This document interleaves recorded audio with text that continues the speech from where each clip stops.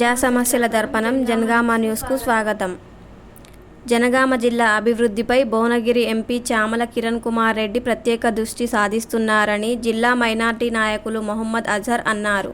Janagama railway స్టేషన్లో మీడియాతో మాట్లాడిన ఆయన, దశాబ్దాలుగా పెండింగ్లో ఉన్న రైల్వే స్టేషన్ అభివృద్ధి పనులు ఎంపీ చామల సహకారంతో వేగంగా పూర్తయ్యాయని తెలిపారు. జనగామ ప్రజల పక్షాన ఎంపీకి ప్రత్యేక ధన్యవాదాలు తెలిపారు.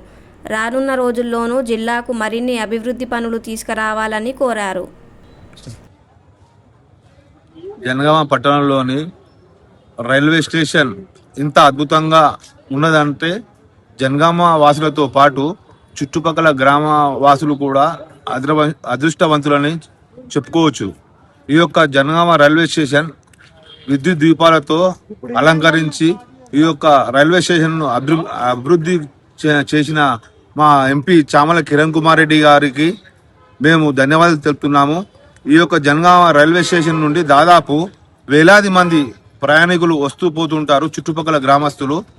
మరియు ఈ యొక్క రైల్వే స్టేషన్ను ఇంత అద్భుతమైన అభివృద్ధి చేసిన మా ఎంపీ చామల కిరణ్ కుమార్ రెడ్డి గారికి జనగామ పట్టణం తరఫున మరియు చుట్టుపక్కల గ్రామాల తరఫున కూడా నేను ధన్యవాదాలు తెలుపుతున్నాను.